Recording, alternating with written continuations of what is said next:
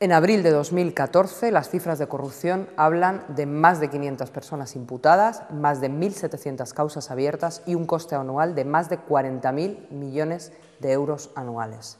No parece creíble que esta trama que se extiende por todo el territorio sea posible sin al menos la imposibilidad de castigo, la llamada impunidad. Hoy, en Distrito Federal, analizamos desde el centro de una de las tramas fundamentales de los últimos años, Madrid y la trama Gürtel, la situación de la corrupción en este país y la posibilidad de acabar con ella. Empezamos.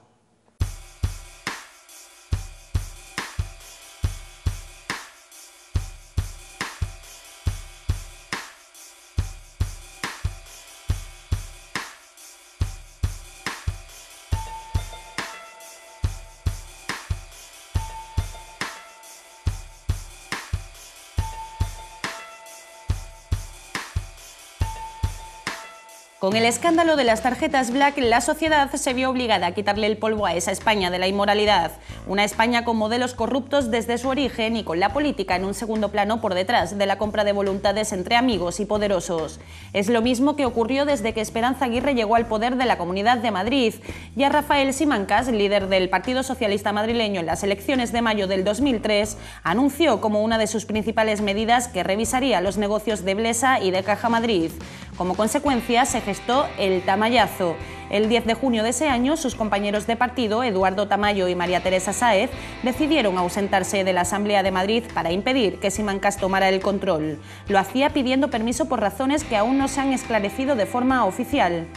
Sí, quería pedir un aplazamiento de unos minutos porque tenemos un problema con dos diputados que han tenido un pequeño percance y quería pedir, por favor, el aplazamiento de la sesión durante el tiempo suficiente, 5 o 10 minutos, para poder solucionar este pequeño incidente. Minutos después, así irrumpía en la Asamblea la que se convirtió en ese momento en la presidenta de la Comunidad de Madrid por obra y gracia del Partido Popular madrileño. Sí, señora. Señor presidente, no conocemos que existan precedentes de que se suspenda una votación porque no estén los diputados, por tanto, debe continuarse con el guión previsto.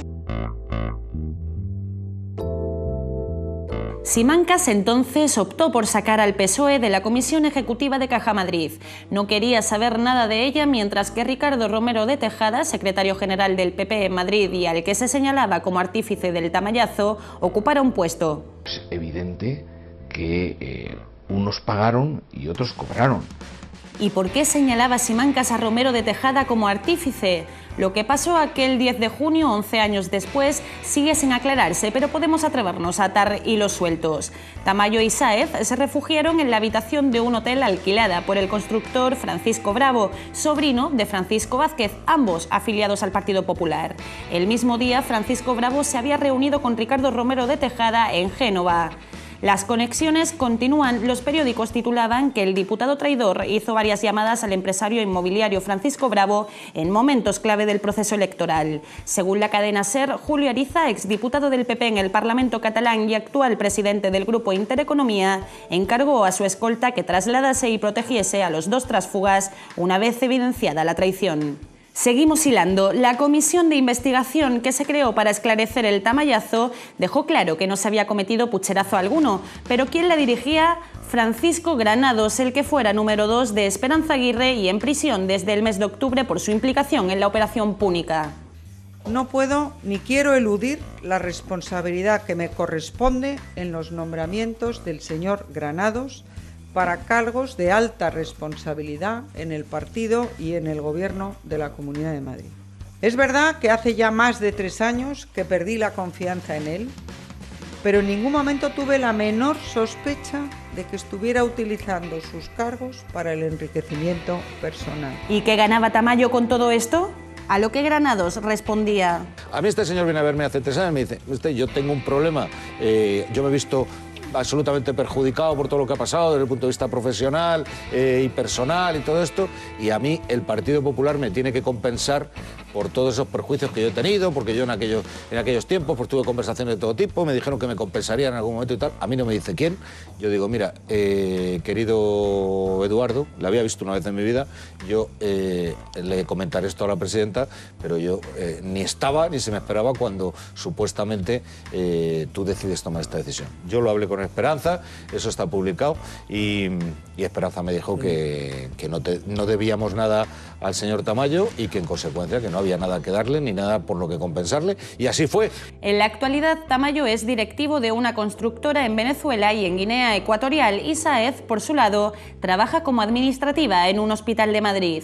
Francisco Bravo y Francisco Vázquez recibieron una recalificación para construir más pisos en la localidad madrileña de Villaviciosa-Dodón.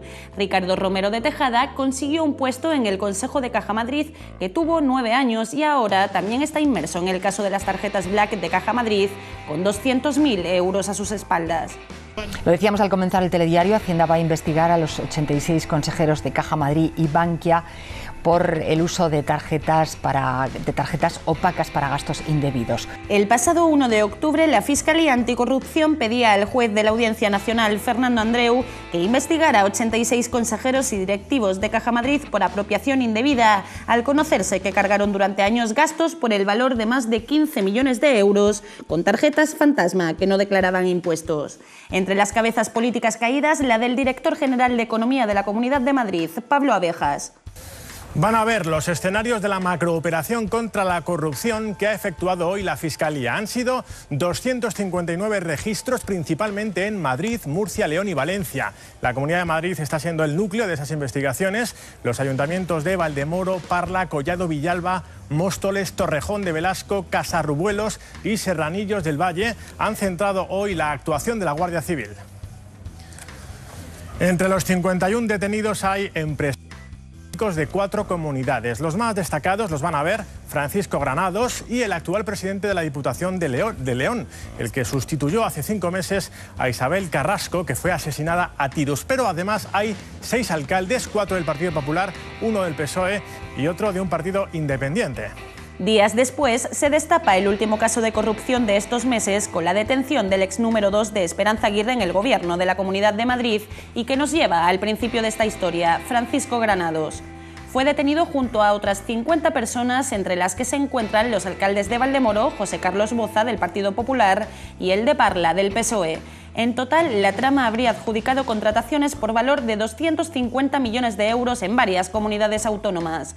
A los detenidos se les imputan más de una decena de delitos: blanqueo de capitales, falsificación de documentos, delitos fiscales, cohecho, tráfico de influencias, malversación de caudales, prevaricación, revelación de secretos, negociaciones prohibidas a funcionarios, fraudes contra la administración y organización criminal. Por eso no quiero eludir mi responsabilidad por el error cometido al haber depositado mi confianza en este señor. Ella no sabía nada. Lo curioso es que la Guardia Civil está investigando, entre otras cosas, a Arpegio, la empresa pública que gestiona el suelo de la Comunidad de Madrid, y a Prisma, el programa regional de inversiones y servicios de Madrid. Ambas fueron dirigidas por Granados, y Arpegio, además de sumar 10 millones de euros en adjudicaciones directas a empresas de la operación Púnica, también contrató en su día con firmas de la Gürtel y vinculadas a Francisco Correa. Primera que se somete al test Aguirre, una metodología todavía en pruebas. Bueno, el señor Granados era un señor al cual yo le había hecho, como a todos los demás, el escrutinio. Como la fiabilidad del escrutinio ha quedado en entredicho, Aguirre opta por importar modelo. Hearing se llama en el mundo anglosajón. Sí. O sea, un examen similar al que tan mal se lo hizo pasar a Cañete en Bruselas. Parece que la Comunidad de Madrid reafirma su voluntad de acabar con la corrupción en sus filas, si no fuera porque también parece que los test para evitarlo han sido pactados.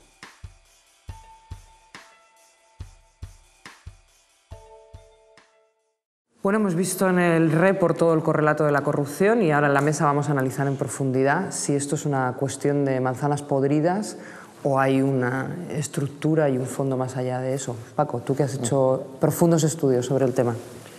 Bueno, pues lo cierto es que si hay manzanas podridas, desde luego hay muchísimas. Y la cuestión clave es la tremenda impunidad que ha habido en este país y que sigue habiendo en buena medida con los temas de corrupción. Eso es lo que ha hecho que esto parezca muy fácil. El boom inmobiliario, el boom de infraestructuras, ha hecho que aquí circulara muchísimo dinero y ha generado unas condiciones idóneas para que esto proliferara y llegara a ser casi una metástasis, que es lo que tenemos ahora. O sea que la cosa está muy, muy generalizada. En muchos de los elementos de corrupción parece que el Partido Popular está en el centro. Antoni Segura, que participas de la querella Bárcenas, ¿hay una conexión de todas las pequeñas tramitas o tramazas de corrupción con el Partido Popular? Y más que con el Partido Popular. Quiero decir, lo que estamos descubriendo en este país es que posiblemente, no se ha todavía acreditado, exista un plan sistemático y generalizado para poder hacer todo esto que se está haciendo. Es decir, desde los tipos de contratación que se utilizan en la administración pública hasta los paraísos fiscales, entre esos dos márgenes hay toda una legislación que ha permitido a lo largo de más de 30 años de que estas cosas ocurran. Y para eso no solamente hace falta el acuerdo de un partido, es decir, esto es un acuerdo del sistema de partidos de este país. Si hablamos de algo que podríamos casi denominar corrupción legalizada, significa que es muy difícil acabar con ella, a pesar de que hay numerosas demandas, etcétera, etcétera. Pilar, a ti que te han incluso llevado a los tribunales por demandar y por denunciar casos de corrupción, ¿es fácil acabar con esto y ponerlo a la luz o al final la sensación es que es un proceso legalizado? Es un proceso muy difícil. Fíjate, tú que conoces bien Madrid y lo hemos vivido de cerca durante muchos años. En los últimos 10 años pensábamos que eran manzanas podridas, o por lo menos íbamos cubriendo casos y destapando casos como eso, si fueran como los árboles del bosque, ¿no? Casos individualizados. Pero claro, con el tiempo hemos visto que efectivamente que es muy difícil que un político de los que sospechábamos, como muchísimos casos, que había podido cometer irregularidades, podía actuar al margen de una estructura que lo casi blindara, ¿no? Y que le diera cierta impunidad para actuar a sus anchas, ¿no? El caso de Granados es clarísimo, de Francisco Granados en Madrid, hasta que lo detiene la Guardia Civil hace poco, pero ¿cuántos años llevábamos diciendo, oiga, este señor tiene un patrimonio que no le corresponde, este señor tiene relaciones con constructoras que tampoco le corresponden, y así uno detrás de otro, ¿no? Entonces es verdad que ha habido cierta estructura, ¿no?, que les permitía esa impunidad, si no es imposible que se hubieran movido como se han movido, ¿no? Y efectivamente ha costado mucho porque hasta que no se judicializan los casos no hay quien los empuje, ¿no? Y judicializarlos, pues ya te digo, puedes estar informando, pues sine die, ¿no?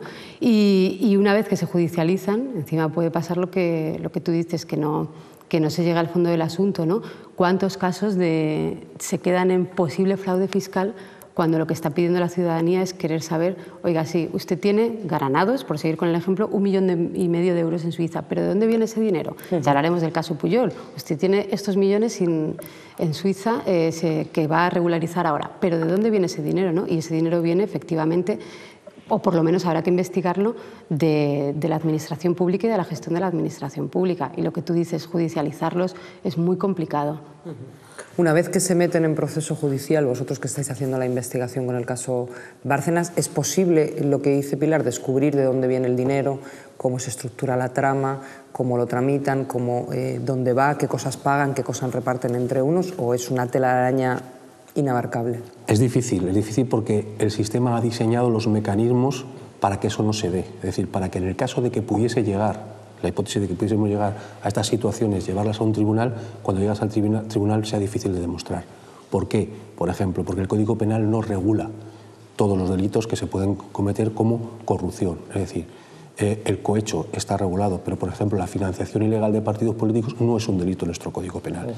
Y estamos hablando de eso. Entonces, cuando se legisla, conscientemente el legislador, los partidos políticos mayoritarios, que son los que pueden hacer un Código Penal, han sacado o no han introducido esos tipos penales, con lo cual cuando llegamos a un juzgado con estos hechos, no los podemos calificar más que en los tipos que nos han dejado. Cohecho, como ha dicho ella, blanqueo de capitales, y son delitos que tienen unas penas muy pequeñas en el Código Penal, con lo cual la prescripción, la figura de la prescripción, interviene y entonces te quedas fuera, aunque puedas demostrar que se han cometido esos delitos. O sea, que hay impunidad absoluta.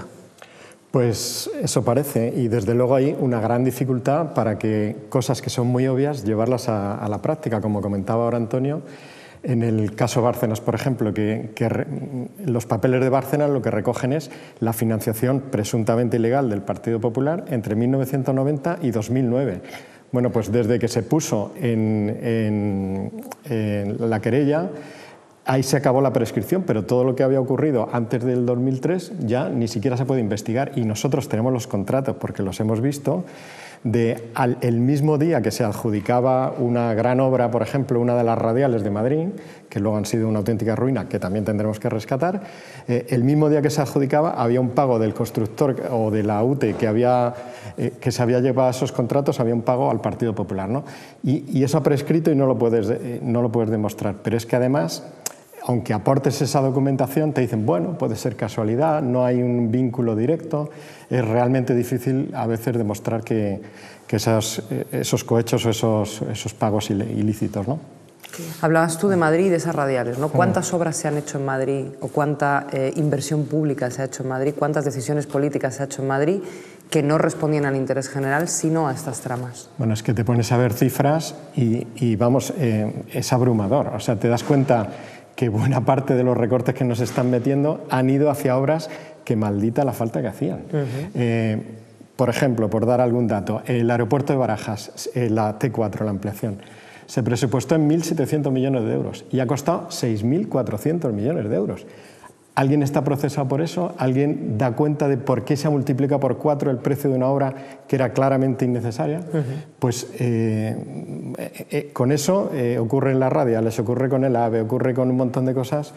En el expediente Bárcenas identificáis incluso tramos de la M30 vinculados de manera directa con esta trama y que tienen toda la contratación vinculada a eso. Y es buena parte de la deuda del Ayuntamiento de Madrid. ¿Esto es de lo que hablaríamos con deuda ilegítima? Claro, es totalmente ilegítima, pero no solamente totalmente ilegítima, sino totalmente sancionable penalmente, porque hay pagos concretos, como dice él, que coinciden con adjudicaciones. ¿El problema cuál es? El problema es que incluso hacer donaciones a un partido político por parte de las constructoras, estas que se encargan de hacer, está prohibido en la ley, pero está prohibido en una ley que no tiene tampoco un reflejo de pena en el Código Penal. Por lo tanto, tenemos acreditado que todas las empresas que han trabajado en la M30, construyendo tramos de la M30, han pagado al Partido Popular. Sin excepción. Sí, todas las grandes están imputadas. Eso hay que decirlo también a la gente. O sea, no solo están imputados políticos, sino están imputados los grandes constructores de este país. OHL, FCC, Sando, o sea, SACIR, todos están imputados, son los que han hecho la M30. Entonces lo que tenemos acreditado es que han recibido dinero de esa caja B, o sea, que han dado dinero a esa caja B del Partido Popular. Pero eso, siendo ilegal porque no se puede hacer según la ley de partidos, no tiene su correspondiente sanción en el Código Penal. Por lo tanto, también se quedan impunes. Hablaba Antonio que... Sí, no, que iba a apuntar que además es que está el sistema de donación del Partido Popular está diseñado directamente para que no pueda haber ese control. Donantes del Partido Popular, ¿cuántos casos no hay, Antonio, en el sumario que han declarado, y fuera del sumario también, que han dicho, claro, es que uno puede donar donde quiera? Es decir, puede quedar el empresario, el constructor, el donante en un restaurante, en un hotel, en un parque, a dar dinero al Partido Popular, y el Partido Popular reconoce, además, y lo ha reconocido públicamente, que no da recibo de esas donaciones. Es decir, solo si se lo piden. El año pasado hubo un caso concreto de un notario de Torrelodones, que de hecho era el notario que más había facturado en este país en el año del boom inmobiliario, y decía, yo llevo 20 años, cuando trabajaba en Ávila y cuando trabajaba en Madrid, donando al Partido Popular. Nunca me han dado recibo. Y te reconstruía los restaurantes donde daba el dinero.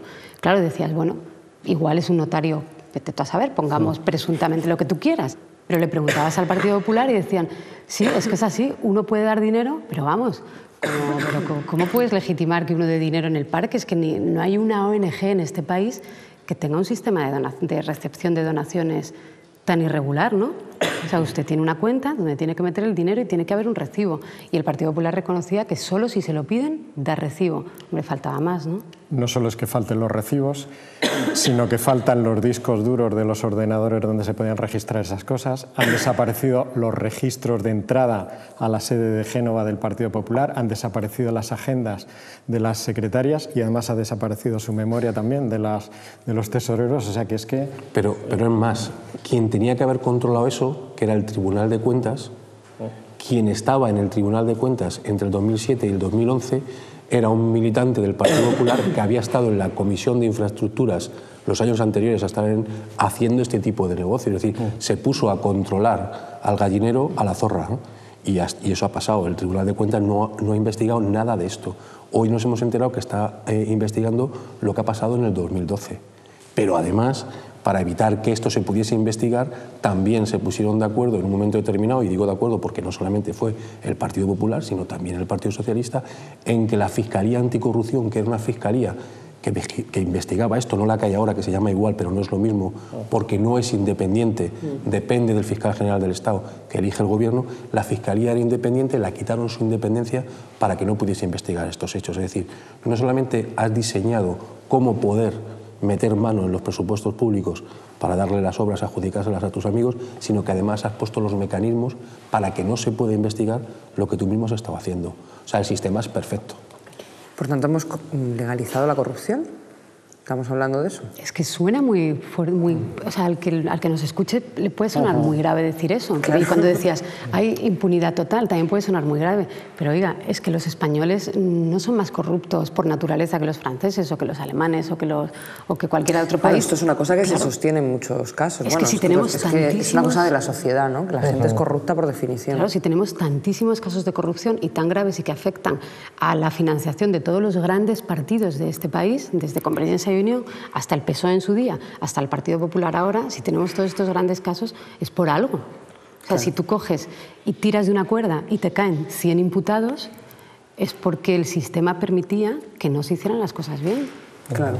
Y antes hablaba Antonio, que es una cosa que me preocupa, ¿no? Que al final hay una cierta sensación en los medios de hablar de los corruptos, que por supuesto hay que hablar y señalarlos, pero que se habla muy poco de los corruptores, que las empresas no se habla de quiénes son, de qué papel han tenido, de cómo han jugado. ¿Por qué pasa esto, Pilar? ¿Por qué los medios no señalan tanto?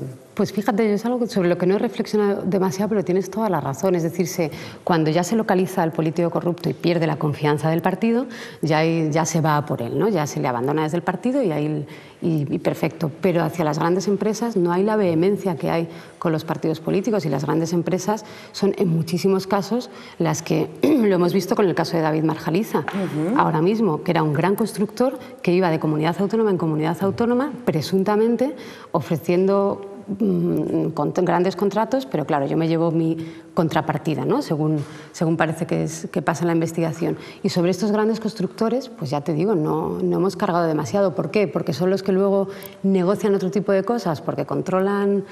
La pregunta está mal hecha, Pilar. Si me das a mí, yo te la respondo. Si tú te pones a leer El Mundo o El País de hoy, pues puedes ver que sale que están declarando en la Audiencia Nacional por las basuras de Toledo, ¿no? Y eso está SACIR imputado, ¿no? Entonces pasas la hoja y la siguiente hoja es un anuncio de publicidad de SACIR. Una página completa. Por ejemplo. Pues, ¿por qué ¿Qué los medios de comunicación? En torno a... Claro. Entonces, claro. En torno a, no sé, ¿cuánto vale una página de publicidad en un medio? Según qué medio, pero puede valer 24.000 euros o algo así. O sea, 24.000 euros cuesta Entonces, que no te mencionen. Te tiene que ver mucho con eso también.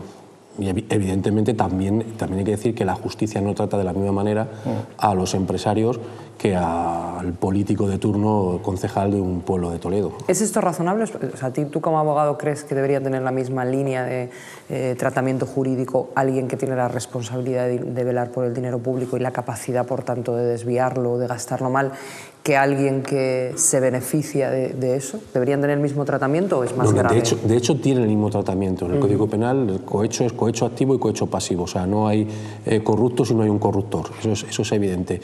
Yo me refiero luego al trato social. Es decir, el trato social evidentemente no es el mismo, pero está muy bien. Hemos cargado abiertamente contra los políticos, pero nos está cargando con una élite empresarial en este país que ha estado funcionando en ese sistema. O sea, que se han tenido que sentar todos para hablar de cómo vamos a diseñar este sistema. Es decir, cómo te voy a pagar yo a ti para que tú me des obra pública, yo construir, sacar dinero público, y a partir de ahí tú, con ese dinero que yo te he dado, financias, como se han financiado renovaciones de sedes, has pagado a cargos políticos, incluido el presidente del gobierno, has salido de esa caja de dinero y has financiado campañas electorales. Que es algo que también se nos escapa, pero que es muy importante. Es decir, tampoco ha habido un juego limpio a la hora de poder acudir a una campaña con la misma capacidad. porque se ha utilizado dinero negro para financiar campañas, que también es delito. Claro, es que son en muchísimos casos grandes empresarios que no es el empresario hecho a sí mismo, que es el empresario hecho a sí mismo a través de contratos de la administración, porque es que se les llena la boca diciendo yo que soy un empresario que doy trabajo a 3.000 personas, pongamos por caso, como el caso de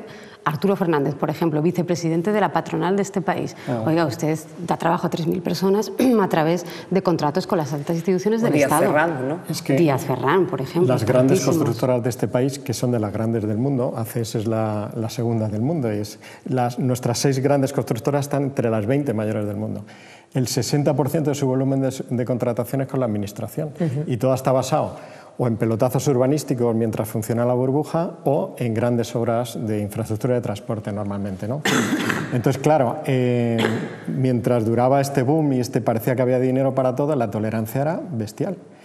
Todo el mundo pensaba que iba a sacar beneficio de eso, luego se ha descubierto que en realidad lo que ha ocurrido es que ha arruinado al país, pero ahí había una tolerancia tremenda, que es donde yo creo que ha crecido todo este caldo, y esta gente hasta se les veía como benefactores, cuando en realidad, bueno, estaban canalizando hacia sus bolsillos una cantidad de fondos públicos impresionante, ¿no? Y para eso han utilizado pues todo tipo de mecanismos de pagos. Vamos a aterrizarlo en Madrid. Sí.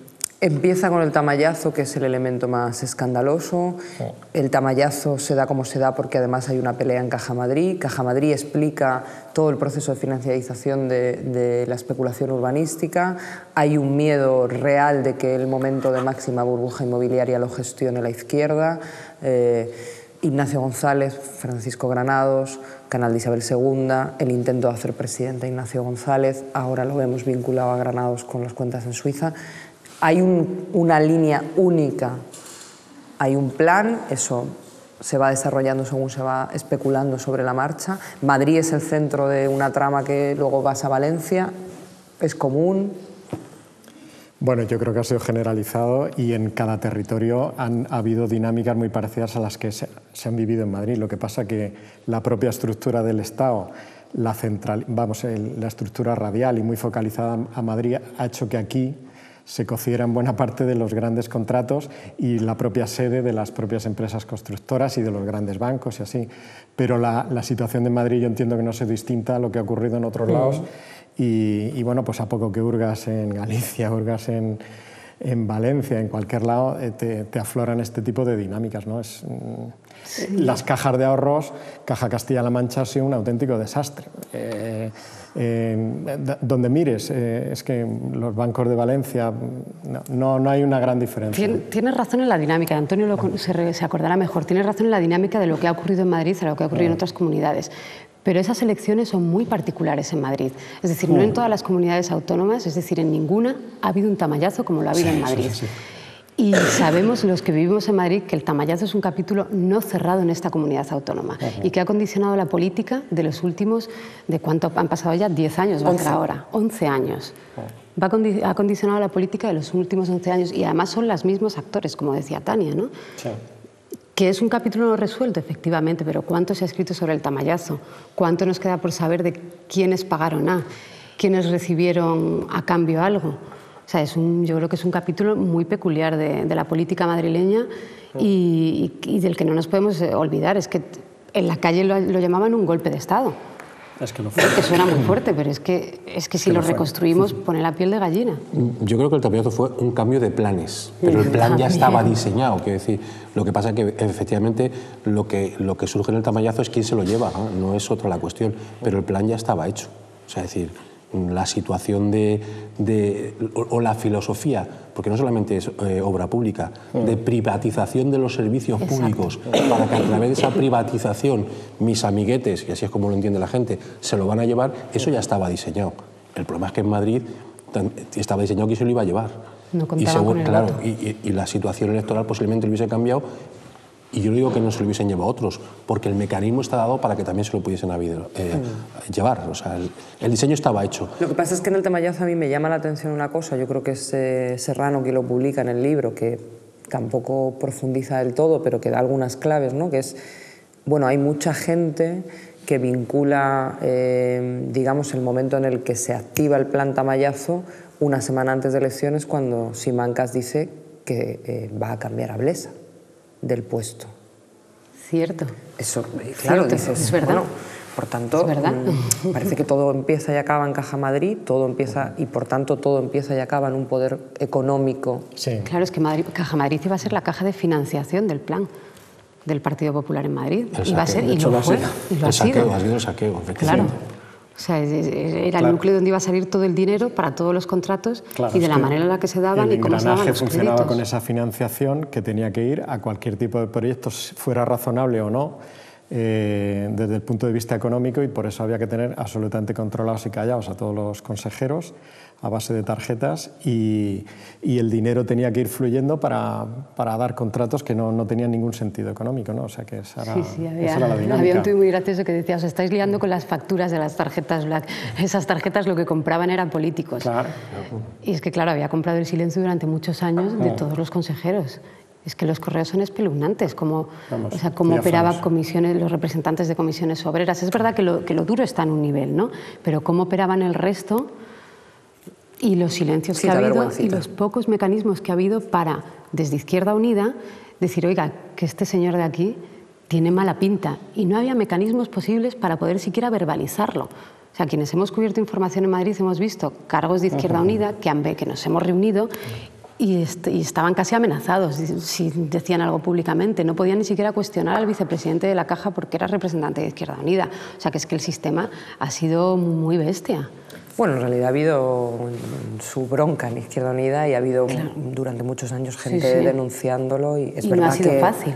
No, es verdad que con insultos, con persecuciones que siguen a día de hoy. Y luego había otra cosa, es que muchos de esos grandes proyectos tenían una traslación territorial en forma de grandes pelotazos urbanísticos, de grandes obras, autovías, lo que fuera, que muchas veces eran denunciados por el movimiento ecologista sin la más mínima eficacia desde el punto de vista judicial, ¿no? Porque aquí no se paraliza cautelarmente una obra y estamos, pues yo qué sé, se hace la M501 sin evaluación de impacto ambiental y luego te dan la razón cuando la obra ya está hecha, cuando ya se ha hecho la inversión, cuando el amiguete ha recibido ese gran contrato y lo ha construido y se ha embolsado una cantidad. Por no hablar que, bueno, yo lo he seguido con el tema de Boadilla, por ejemplo, que siguen contratando con el arquitecto, con Arnaiz, a través de sociedades interpuestas,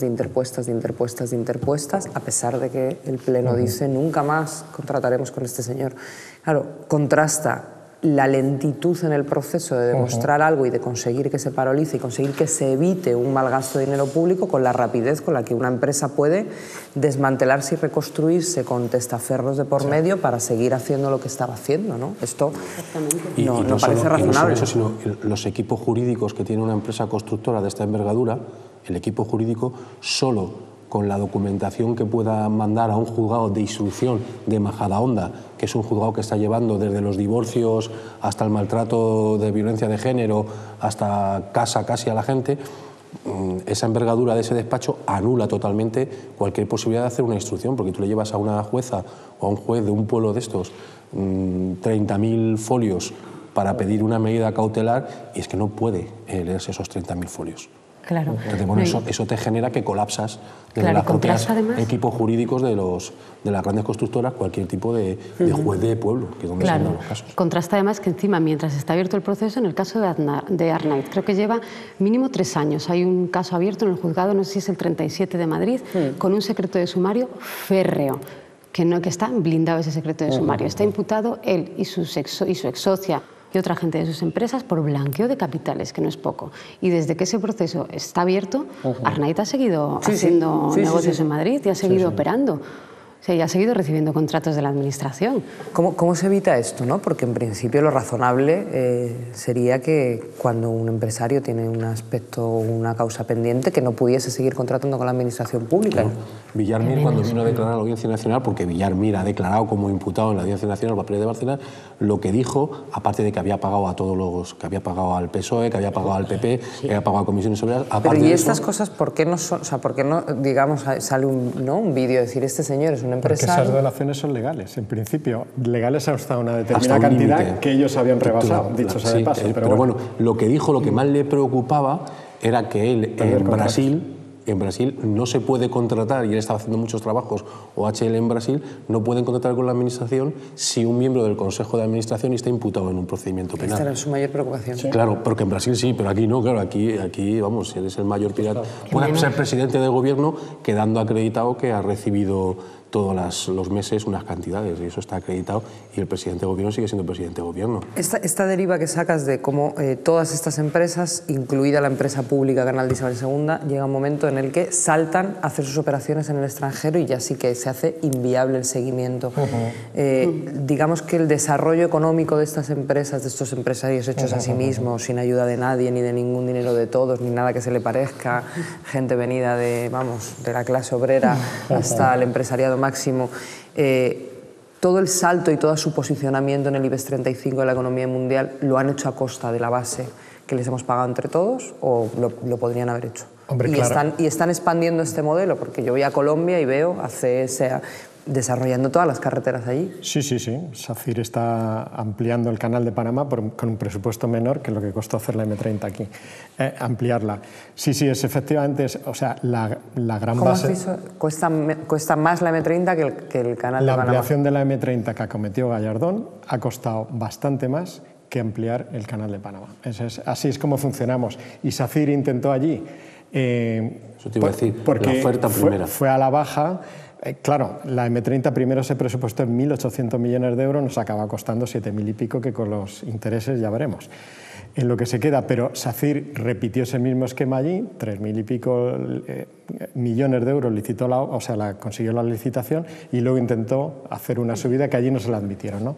¿Y es razonable que una ministra se cruce el charco para proteger a su empresario? Bueno, cuando está intentando engañar a otra administración. Claramente, o sea, aquí estaba repitiendo una dinámica que es absolutamente habitual y asumida en la contratación pública española. Eso es algo impresionante, y lo que demuestra que efectivamente les hemos alimentado, o sea, que son tan grandes porque es que han crecido chupándonos la sangre, literalmente, ¿no? Porque contrastas esas grandes inversiones con los recortes que nos están aplicando en sanidad, en educación, en todo tipo de cuestiones sociales, y es que te quedas abrumado porque es que las cifras son equiparables. La deuda que tiene el Grupo Fomento por haber invertido en muchas más obras de las que podíamos hacer es del orden de 40.000 millones de euros.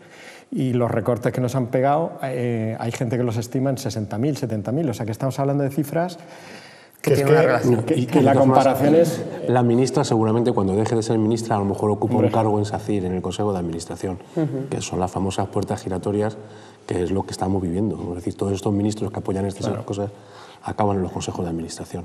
Claro, y lo que decías es que dan el salto a otros países, y ya si es difícil el control aquí, ponte tú a controlar cómo gestionan las obras en Colombia, en Panamá, etcétera. En el Juzgado 47 de Madrid, que investiga la denuncia de Ignacio González por revelación de secretos, los empresarios que han pasado, por citar documentos judiciales, que no nos acusen de nada, los empresarios que han pasado, les preguntó el juez, oiga usted, creo que son 2 o 3, hay un documento de un dossier que espió usted a Ignacio González en Panamá. ¿Es usted el autor? Y dijo un empresario de Barcelona, sí, efectivamente soy yo el autor. ¿Y con qué motivo hizo eso? ¿Quién se lo encargó? Secreto profesional. ¿Y con qué motivo lo hizo? Porque iban a cobrar unas comisiones irregulares en Panamá. El segundo dossier, efectivamente igual. Oiga, eso en la época que era presidente del canal de Isabel II. Presidente del canal de Isabel II, documentos judiciales que están en el juzgado a día de hoy en un proceso abierto.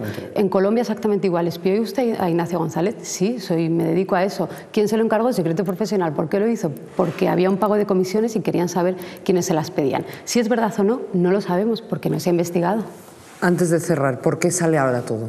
¿Por qué surge? ¿Por qué es posible ahora conocerlo? ¿Hay una cierta limpieza entre ellos mismos? ¿Qué está pasando para que todo sea público? Bueno, había muchas cosas que estaban en los juzgados y que sencillamente llevan su tiempo, y ahora es cuando están eclosionando, digamos, ¿no? Eso es un proceso que ha ocurrido, pero también es que esa dinámica se quebró con el boom, el pinchazo de la burbuja. Ya no todo el mundo creía que iba a sacar tajada de esa dinámica de aquí todos ricos, ¿no? Y saltan del barco. Y claro, saltan del barco, denuncian. A ver quién se salva. Hay menos contratos y las propias empresas están denunciando a empresas públicas. a AENA, a Puertos del Estado,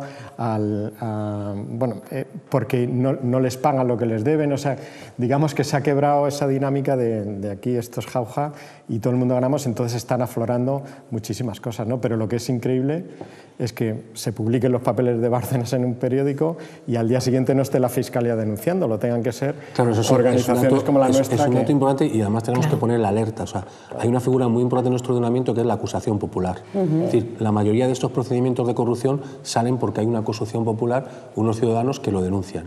Es una de las figuras que se ha intentado, que Gallardón intentó eliminar de la legislación nuestra. Y es importantísimo para poder controlar todo eso que la Fiscalía no actúa o no ha actuado.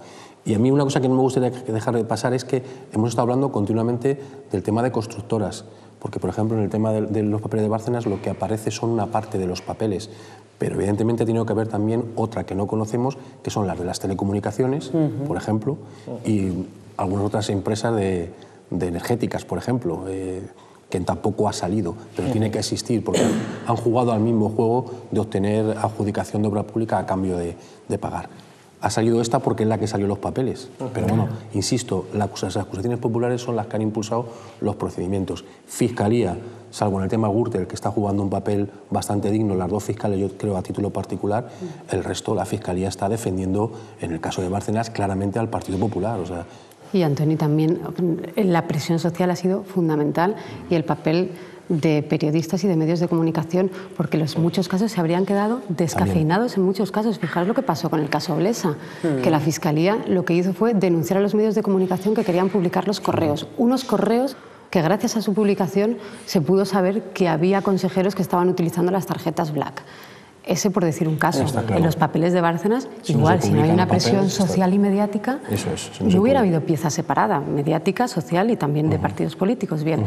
Pero si no hubiera sido por esa presión, ¿no?, generalizada, la justicia hay piezas que no habría abierto. O sea, que se hubieran quedado los casos ahí ralentizados, ¿no?